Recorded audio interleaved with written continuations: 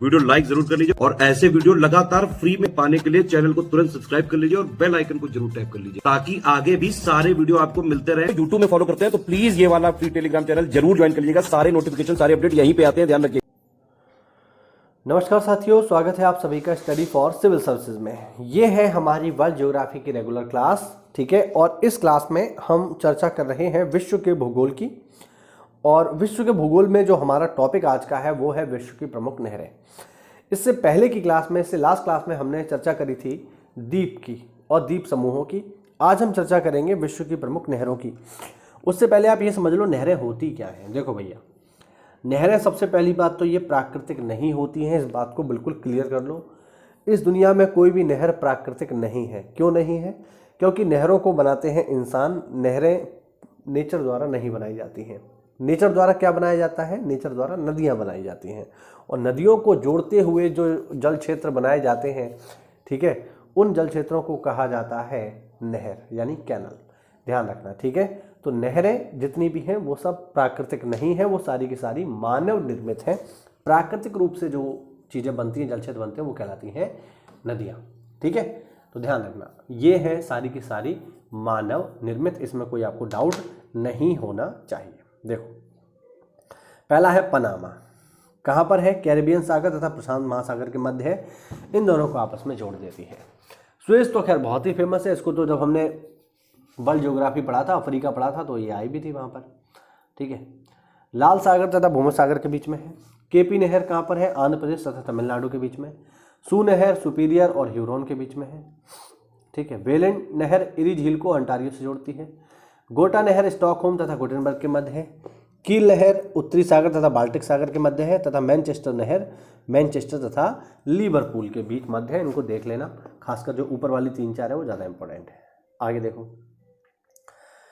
Panama नहर मध्य America में Panama के स्थल डमरू मध्य को काटकर बनाई गई प्रमुख जहाजी नहर है। यह अटलांटिक महासागर को प्रशांत महासागर से जोड़ती है। इस नहर के बने जाने से पूर्व संयुक्त राज्य अमेरिका के पश्चिमी तट पर स्थित सैन फ्रांसिस्को के पूर्वी तट पर स्थित न्यूयॉर्क जाने के लिए दक्षिण अमेरिका महाद्वीप का चक्कर यानी कुल 22,500 किलोमीटर की दूरी तय करनी पड़ती थी। इतना घूमना पड़ता था, किंतु इस नहर के बन जाने के बाद ये दूरी आधी रह गई है, करीब करीब 9500 किलोमीटर ही रह गई है। तो काफ़ी फायदा होता है नहरें बनाने से। किस देश का अधिकार है? तो पनामा का ही अधिकार है। पनामा आपने सुना होगा, पनामा पेपर लीक काफ़ी चर्चा में रहता है। कील नहर उत्तरी सागर को बाल्टिक सागर से जोड़ती है।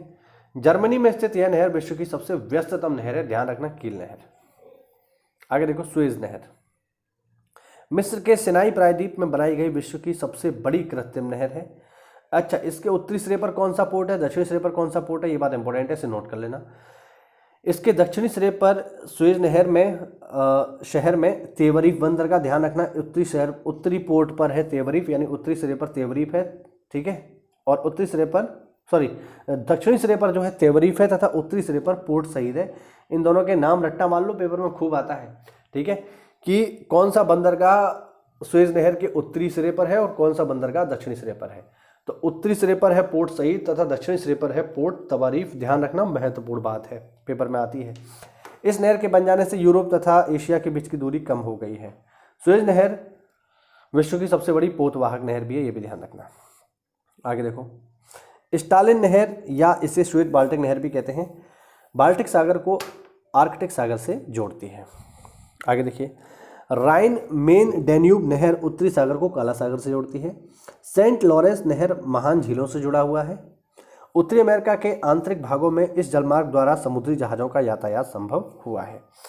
पनामा नहर डैन्यूब तथा राइन नदी में जलपौष यानी ब्लॉक पद्धति का प्रयोग करके बनाई गई है, जबकि सुएज नहर में इस पद्धति का प्रयोग नहीं किया गया है। ध्यान रखना, पनामा में ब्लॉक पद्धति का प्रयोग करके, यानी एक तरफ का पानी रोक करके और जहाज़ को ऊपर उठा करके तब हम उसको आगे चलाते हैं, ठीक है। आप अगर इसे देखना चाहो तो यूट्यूब पे डाल देना पनामा नहर, ऑटोमेटिक आपको वीडियो मिल जाएगा। लुडविग्स नहर जर्मनी में आंतरिक मार्ग के रूप में प्रयोग की जाती है। सेंटी मारी नहर कनाडा में है, जो वर्ष 1987 तक अटलांटिक महासागर से लेक सुपीरियर तक जहाजी मार्ग का हिस्सा था। वोल्गा दोन नहर रूस में स्थित है, जो वहाँ की दो मुख्य नदियों वोल्गा तथा डॉन को आपस में जोड़ती है। आगे देखिए, और आगे है साथियों इसमें सफ़ेद सागर नहर रूस में स्थित है जो सफ़ेद सागर तथा लेक एनोगा को आपस में जोड़ती है। तो ये हुआ साथियों हमारा एक बहुत छोटा सा टॉपिक जिसमें हमने चर्चा की विश्व की प्रमुख नहरों की।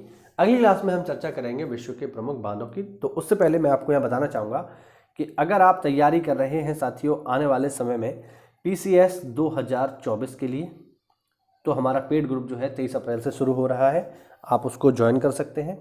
या फिर आप अगर तैयारी कर रहे हैं RO, ARO या फिर BEO परीक्षा के लिए जो अपकमिंग होने वाली है बहुत जल्दी ही, तो भी आप हमसे जुड़ सकते हैं। और एक बार आप हमसे जुड़ते हैं तो फिर आपको GS, करंट अफेयर्स सब कुछ एक ही जगह मिल जाता है, ठीक है। Previous year questions, practice set सब कुछ आपको एक ही जगह मिलेगा। बाहर से आपको कुछ भी पढ़ने की ज़रूरत नहीं है। तो अगर आप इन परीक्षाओं में अपनी एक सीट पक्की करना चाहते हैं, ठीक है, इनमें सिलेक्शन लेना चाहते हैं साथियों, तो फिर स्टडी फॉर सिविल सर्विसेज ही बेस्ट है। हमसे जुड़ने के लिए इन दिए गए नंबर्स पे कॉल करिए। मिलते हैं अगली क्लास में, तब तक के लिए जय हिंद, जय भारत, वंदे मातरम।